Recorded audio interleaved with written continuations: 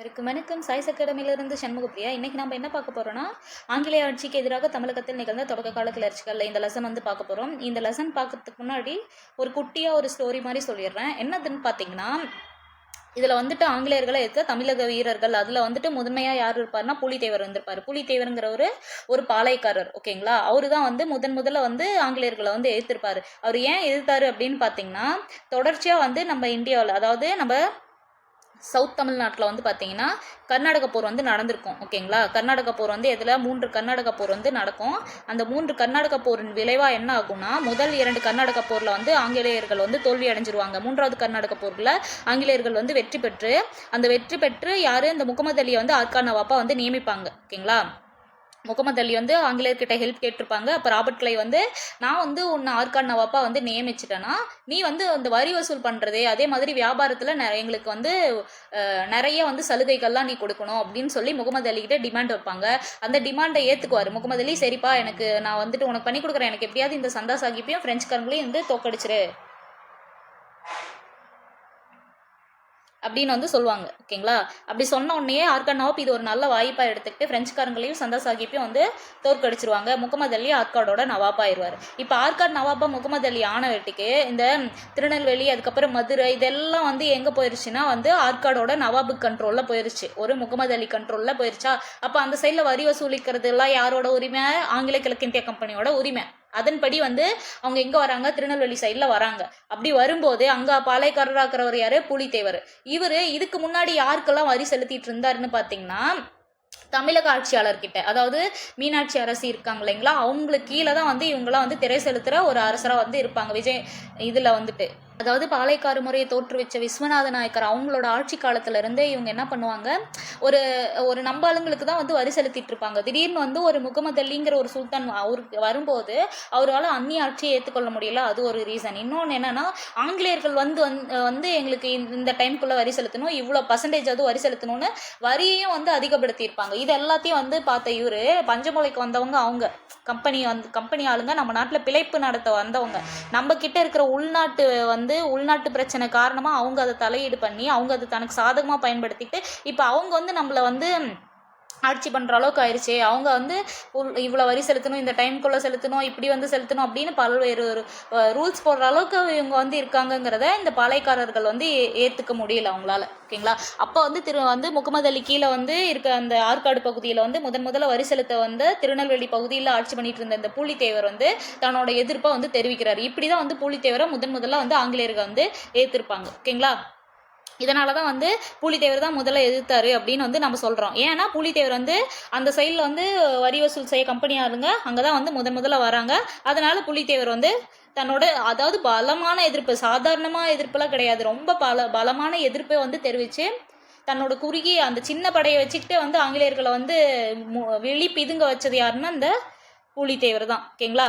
அவர் எந்த மாதிரியெல்லாம் போர் பண்ணார், அதாவது இந்த கர்நாடக போரோட பின்னணி என்ன, புலித்தேவர் எதிர்த்ததுக்கான நோக்கம் என்ன, இது எல்லாமே ஆல்ரெடி உங்களுக்கு ஆங்கிலேய ஆட்சிக்கு எதிராக தமிழகத்தில் நிகழ்ந்த தொடக்கால கிளர்ச்சிகள் அந்த டாப்பிக்கில் நான் out source plus school book ரெண்டும் சேர்த்தே நடத்திருப்பேன். உங்களுக்கு அந்த இது பேக்ரவுண்ட் ஸ்டோரி தெரிஞ்சுக்கணும் அப்படின்னு தெரிஞ்சால் நீங்கள் பார்ட் 1 பார்ட் 2 இந்த 2 இதுவும் பார்த்தீங்கன்னா உங்களுக்கு ரொம்ப டீட்டெயிலாக தெளிவாக இந்த லெசன் உங்களுக்கு புரியும், ஓகேங்களா.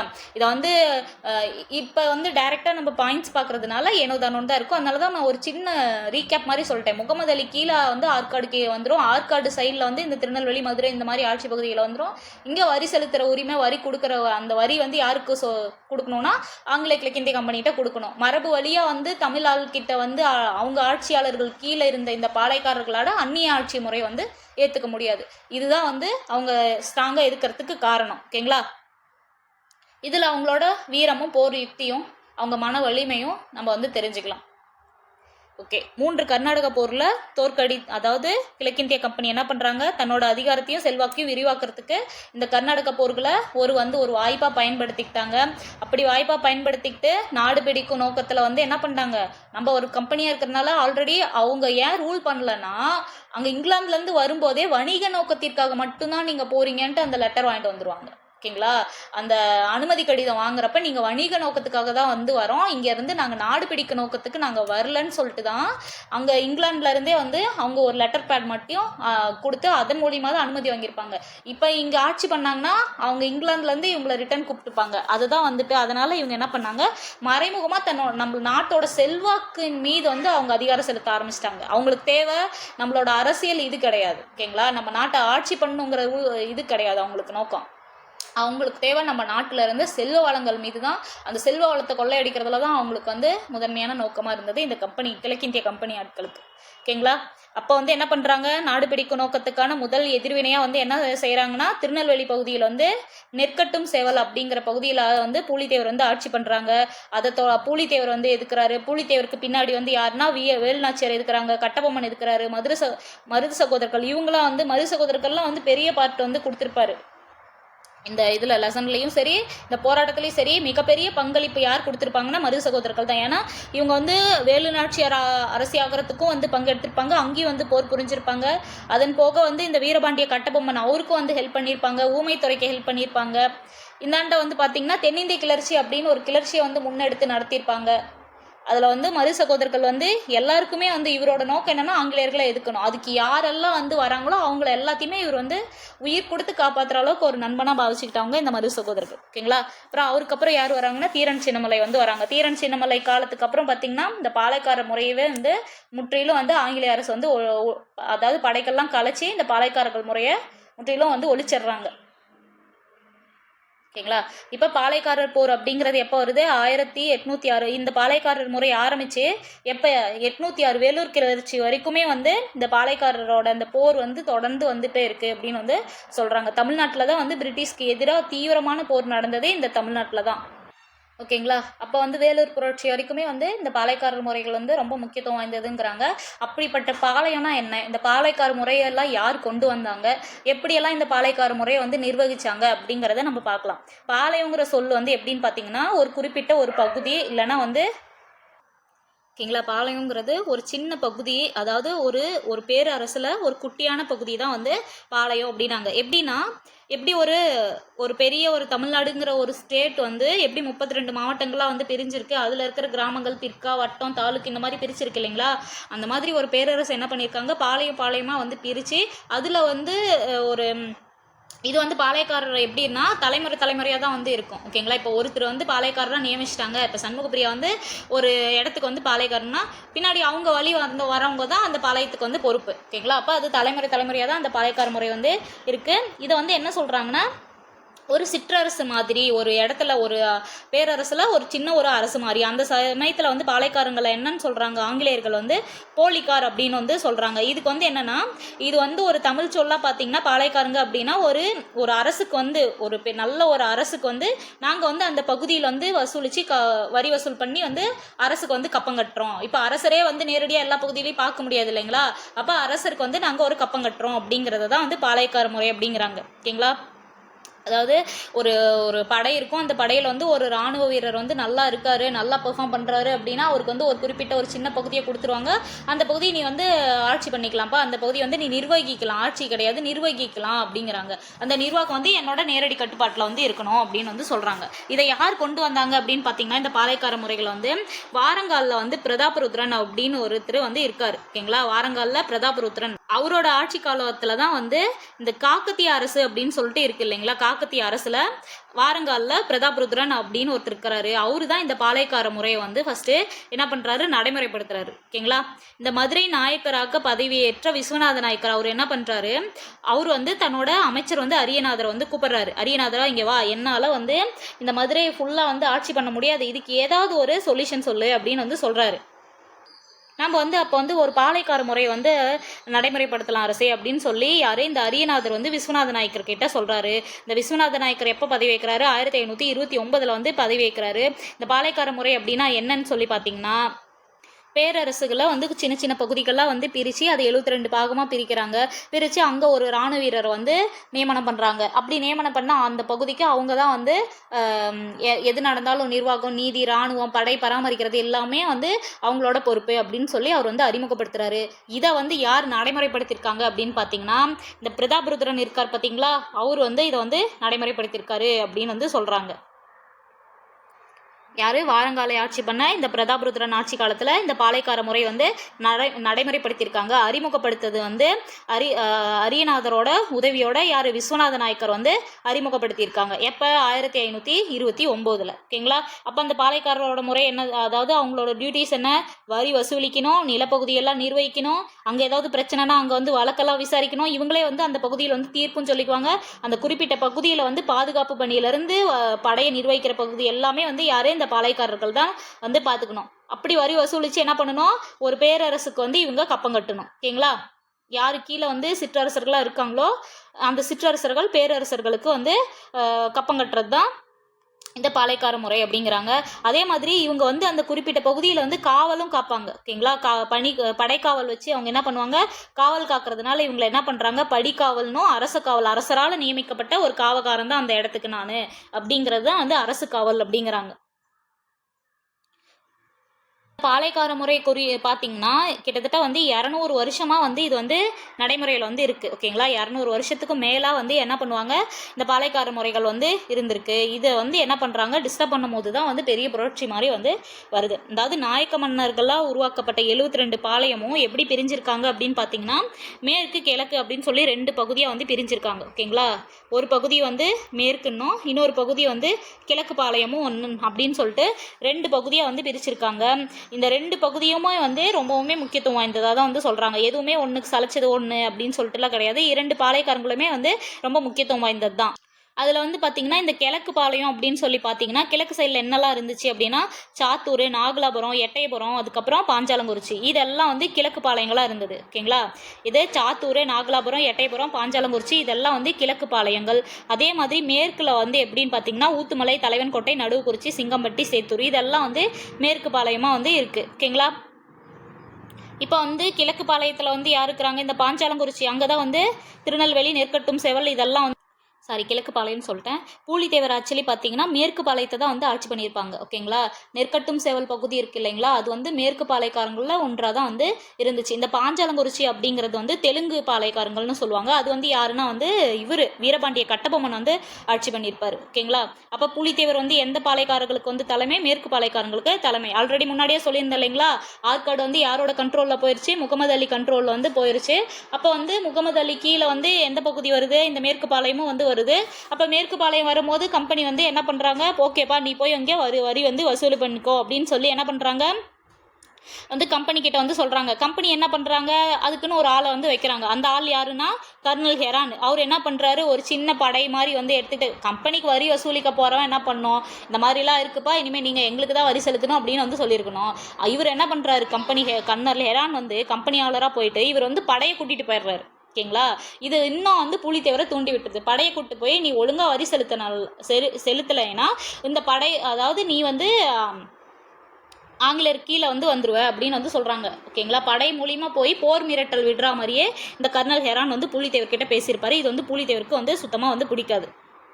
இந்த கர்னல் ஹெரானோட பேச்சும் வந்து ஆட்டிடியூடும் வந்து பூலித்தேவருக்கு பிடிக்காதனால இவர் என்ன பண்ணுறாரு, வந்து போர் அழைப்பு விட்டுறாரு. போர் அழைப்பு விட்ட உடனே என்ன பண்ணுறாங்க, வந்து கர்னல் ஹெரான் போயிட்டு அவர் ஒரு படையை வச்சுட்டு போகிறாரு. எப்போ 1755 வந்து மாபூஸ்கான் வந்து திருநெல்வேலிக்கு போகிறாங்க. அதாவது கைப்பற்ற நோக்கரமாக தான் ஃபஸ்ட்டு பேசி பார்க்குறாங்க, அது வந்து சூட் ஆகலை.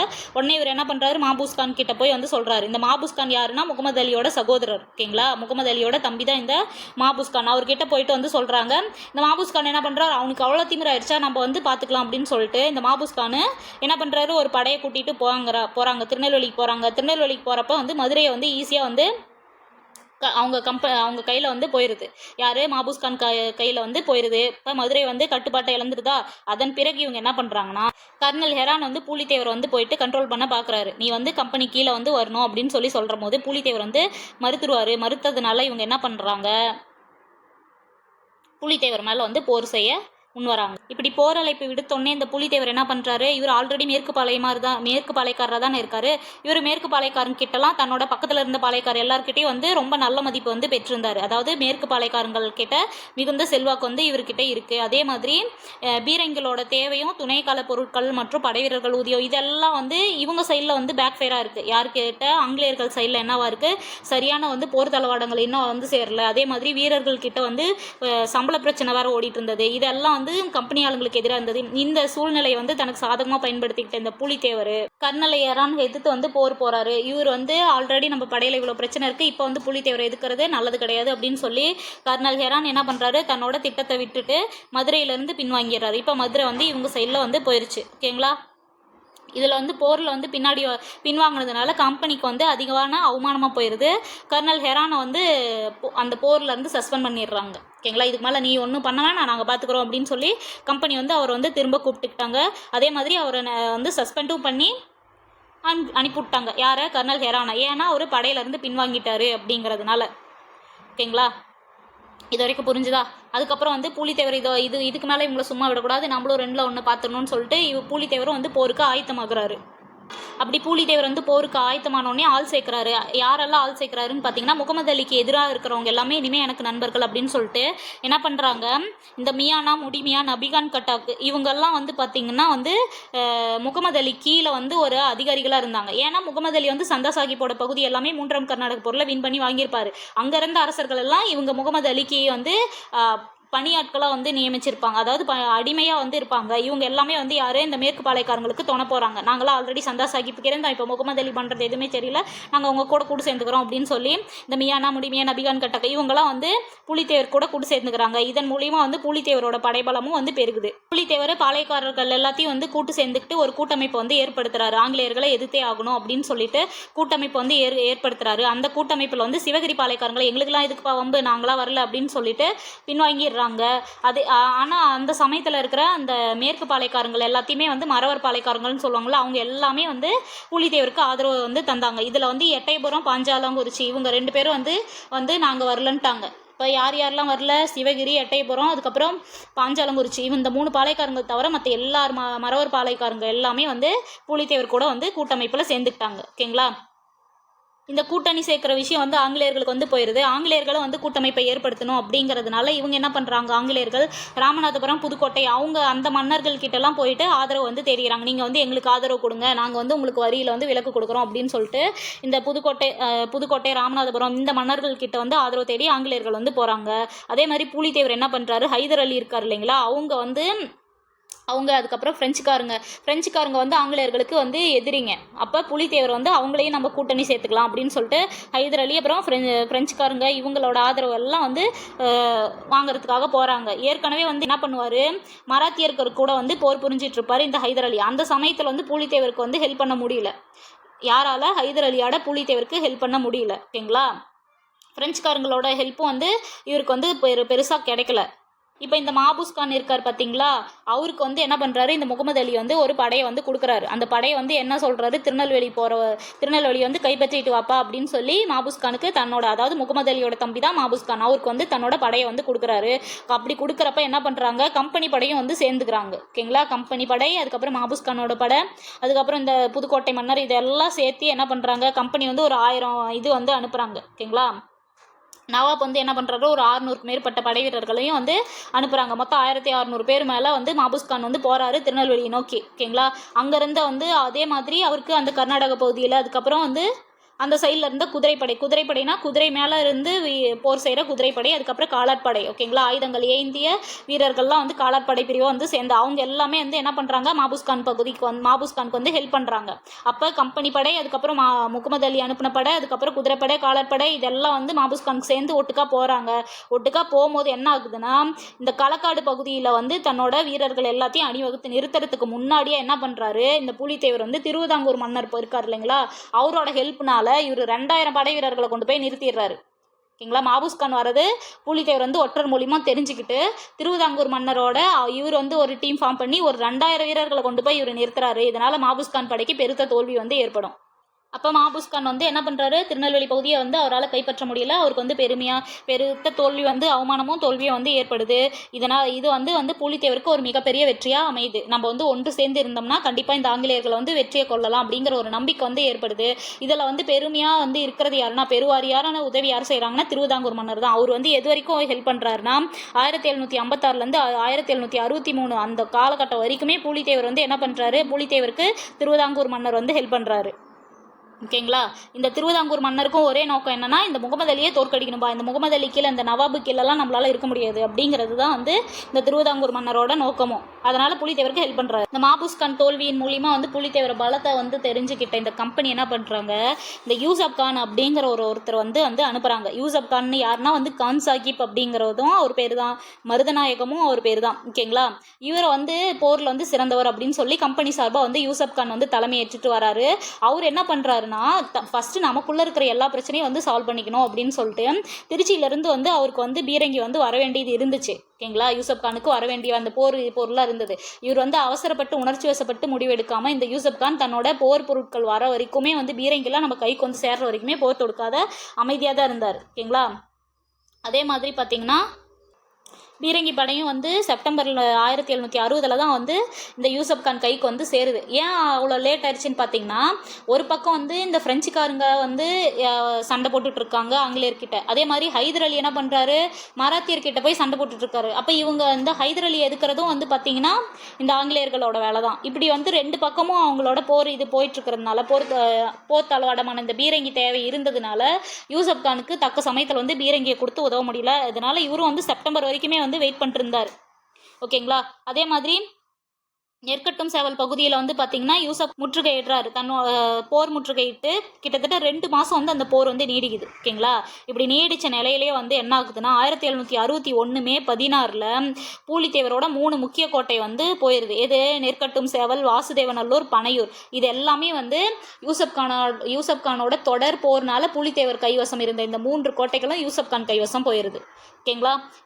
திரும்ப இது என்ன ஆகுது, பிரெஞ்சுக்காரங்க அது வரைக்கும் உதவி பண்ணிட்டு இருந்த இந்த பாளையக்காரங்களுக்கு இதுக்கு மேலே பிரெஞ்சுக்காரங்க உதவி கிடைக்காது. ஏன்னா வந்து ஆங்கிலேயர்கள் பிரெஞ்சுக்காரங்களையும் வந்து முடக்கி வச்சிட்டாங்க. இனிமேல் நமக்கு அந்த பிரெஞ்சுக்காரங்க இது கிடைக்காது, நம்ம இனிமேல் ஆங்கிலேயர்களை எதுக்கிறது கஷ்டம் அப்படின்னு சொல்லி இது வரைக்கும் ஒற்றுமையாக இருந்த பாளையக்காரர்களோட ஒற்றுமை இந்த நிலைமையில் பூலித்தேவரோட கோட்டையும் வந்து கைப்பற்றிருச்சு. அப்படிங்கிற நேரத்தில் வந்து ஒற்றுமை கொஞ்சம் கொஞ்சமாக வந்து உடைய ஆரம்பிச்சிருச்சு. இதுக்கு அடுத்தது பார்த்தீங்கன்னா திருவிதாங்கூர், சேத்தூர், ஊத்துமலை, சுரண்டை இந்த பகுதி எல்லாமே வந்து என்ன ஆயிடுச்சுன்னா, இது வரைக்கும் வந்து பூலித்தேவருக்கு ஆதரவாக இருந்த இவங்க கம்பெனி ஆளுக்கு ஆதரவு அளிக்க ஆயிட்டாங்க. ஓகேங்களா. பூலித்தேவர் சைடில் இருந்தவங்க எல்லாருமே வந்து என்ன ஆயிட்டாங்க, கம்பெனி ஆளுக்கு ஆதரவு அளிக்க ஆரம்பிச்சிட்டாங்க. அதே மாதிரி இந்த சைடில் வந்து பூலித்தேவருக்கு எல்லாமே எதிர்வினையாக போயிட்டு இருக்கிறப்ப இவங்க என்ன பண்ணிட்டாரு, இந்த யூசப் கான் வந்து பேச்சுவார்த்தை வந்து நடத்தியிருப்பாரு. யாரு, இந்த பாளையக்காரங்க கிட்ட வந்து யூசப் கான் வந்து பேச்சுவார்த்தை நடத்தினதுனால இது வந்து கம்பெனிக்கு தெரியாமல் நீ எப்படி பண்ணலாம், நீ என்னதான் கம்பெனிக்கு வந்து விசுவாசமாக நீ பண்ணியிருந்தாலும் ஆக்சுவலி இவர் வந்து யூசப் கான் வந்து போய் இவங்க கிட்ட வந்து அதாவது பிரெயின் வாஷ் வந்து பண்ணியிருப்பார். யார், இந்த பாளையக்காரங்கிட்டலாம் இங்கே பாருங்கள் ஃப்ரெஞ்சுக்காரங்கெல்லாம் விழுந்துட்டாங்க, இந்த மாதிரி எங்களுக்கு கீழே கண்ட்ரோலில் வந்துடுது அப்படின்னு சொல்லி பேச்சுவார்த்தை நடத்தியிருப்பாங்க. அதை இந்த கம்பெனி ஆளுங்க நீங்கள் எனக்கு தெரியாது, நீ பேச்சுவார்த்தை நடத்தினது தப்பு, இதனால் வந்து நீ வந்து தேசத்துக்கு துரோகம் வந்து பண்ணியிருக்கே அப்படின்னு சொல்லி இந்த யூசப் கான் இருக்கார் இல்லைங்களா, அதாவது மருதநாயகம் கான் சாஹிப் அப்படின்னு சொல்கிற இவர் மேலே தேச துரோக குற்றம் சமத்தப்பட்டு இவர் வந்து தூக்கில் போட்டுடுறாங்க. எப்போ 1764 வந்து யூசப் கானை தூக்கில் போட்டுறாங்க. இப்போ பூலித்தேவருக்கு இருந்த ஒரு மிகப்பெரிய ஒரு எதிரி வந்து போயிட்டார் இல்லைங்களா. இப்போ பூலித்தேவர் வந்து தன்னோட நாட்டை வந்து தக்க வச்சுக்கிறதுக்காக வந்து போர் புரிஞ்சு அப்போ 1764 வந்து நெற்கட்டும் சேவல் பகுதியை வந்து கைப்பற்றிடுறாரு. ஓகேங்களா. கைப்பற்றிட்டு என்ன பண்ணுறாரு, இருந்தாலும் அவரால் நிலையாக வந்து அந்த சைடில் வந்து ஆட்சி பண்ண முடியல. இதனால் வந்து 1767 வந்து கேப்டன் கேம்பல் அவரால் வந்து தோற்கடிச்சிடுறாரு. யார், பூலித்தேவர் வந்து கேப்டன் கேம்பல் அப்படிங்கிறவரு தோற்கடிச்சிடுறாரு. இவர் என்ன பண்ணுறாரு, உடனே தோற்ற உடனே வந்து ஆங்கிலேயர் கையில் பிடிபடாமல் கோட்டைக்குள்ளே போயிடுவார். அதாவது கோட்டை பின்னாடி இருக்கிற அந்த காட்டுக்குள்ளே வந்து போயிடுவார். அந்த காட்டுக்குள்ளே போயிட்டு நாடு இருந்த நிலையிலே தான் வந்து அவர் இறந்துட்டாரு அப்படின்னு வந்து சொல்கிறாங்க. சில பேர் வந்து அந்த கோயிலுக்குள்ளே போனவர் அப்படியே சாமி ஆயிட்டாரு அப்படின்லாம் வந்து இப்போ வரைக்கும் வந்து சொல்கிறாங்க. ஆனால் பூலித்தேவர் ஆங்கிலேயர் கையிலால் சாகலை அப்படிங்கிறது தான் ஒரு உண்மை. ஓகேங்களா. யூசப் கானும் கேப்டன் கேம்பலாலையும் தான் வந்து பூலித்தேவரோடக்கு இந்த நிலைமை அப்படிங்கிறாங்க. இதில் வந்து பூலித்தேவர் படையில் வந்து ஒண்டி வீரன் அப்படின்னு ஒரு தளபதி வந்து இருக்கார். அவர் வந்து ஒரு பூலித்தேவரோட படையில் ஒரு சின்ன படைக்கு வந்து தலைமையேற்றிருப்பாரு. அவர் என்ன சொல்கிறாருன்னு பார்த்தீங்கன்னா, ஒரு கை வந்து அவருக்கு வந்து போயிடும். ஓகேங்களா? போரும் போது என்ன ஆயிருதுன்னா, அவருக்கு வந்து ஒரு கை வந்து போயிடும். அப்போ பூலித்தேவர் வந்து போய் பார்ப்பாரு. அவர் கட்டிலில் வந்து படுத்திருப்பாரு. கட்டிலில் படுத்துட்டு அவர் கை போனதை வந்து நினச்சி வந்து என்ன பண்ணியிருப்பாரு, வருத்தப்பட்டுட்டு இருக்கும்போது அந்த ஒண்டி வீரன் வந்து சொல்கிறாரு, நான் வந்து எதிரிய கோட்டையில் வந்து பல தலையை வந்து நான் வெட்டிட்டேன், அதுக்கு அவங்க கொடுத்த பரிசு, நீங்கள் அதை வந்து கண் கலங்கி அதை வந்து கௌரவ குறைச்சல் ஆக்கிறாதீங்க அப்படின்னு சொல்லி ஒண்டி வீரன் வந்து பூலித்தேவர்கிட்ட வந்து சொன்னதாக சொல்கிறாங்க. ஓகேங்களா? இது வந்து ஒரு செவிவெளி செய்தி. இதுக்கு வந்து வரலாற்று சான்றுலாம் பெருசாக எதுவும் இல்லை. ஓகேங்களா? இப்போ இது வரைக்கும் நம்மளுக்கு என்ன புரிஞ்சிருக்கு? பூலித்தேவரையே எதிர்த்தாரு, பூலித்தேவர் ஆங்கிலேயர்களை எதிர்க்கிறதுக்கான பின்னணி பார்த்தோமா, அப்புறம் பூலித்தேவரோட யுக்திகளை பார்த்தோமா, அப்புறம் பாளையக்கார முறைகள்லாம் என்னன்னு பார்த்தோமா, பாளையக்காரங்கள் வந்து மேற்கு பாளையம் கிழக்கு பாளையம் அப்படின்னு வந்து பார்த்தோம். பாளையக்கார முறைகளை தோற்றுவித்தது யாரு, அது வந்து யார் அறிமுகப்படுத்தினா, யார் வந்து நடைமுறைப்படுத்தினா அப்படிங்கிறது பார்த்தோமா. ஓகே, அடுத்த பாட்டில் வந்து டக்குன்னு வந்து வேலு நாச்சியார்லேருந்து எல்லாமே வந்து கீ பாயிண்ட்டாக வந்து போயிடும். ஓகேங்களா? அடுத்த பாயிண்ட்ல இன்ட்ரடக்ஷன் அந்த மாதிரிலாம் எதுவுமே கிடையாது, வெறும் வந்து கீ பாயிண்ட்ஸ் பார்க்குறது தான். ஓகேங்களா? அப்போ அடுத்த பாட்டில் வந்து நம்ம இன்னும் டீட்டெயிலாக வந்து கற்றுக்கலாம். வேலு நாச்சியார் பற்றி வந்து நம்ம தெரிஞ்சுக்கலாம். இன்னும் ஆங்கிலேய ஆட்சியை வந்து எதிர்த்ததற்கான தமிழக யுத்திகள், அதாவது தமிழ்நாட்டு வீரர்கள் செஞ்ச போர் யுத்திகள் எல்லாமே வந்து 1 by 1 நம்ம கற்றுக்கலாம். ஓகேங்களா? நன்றி, வணக்கம். அடுத்த பாட்டில் நம்ம சந்திக்கலாம்.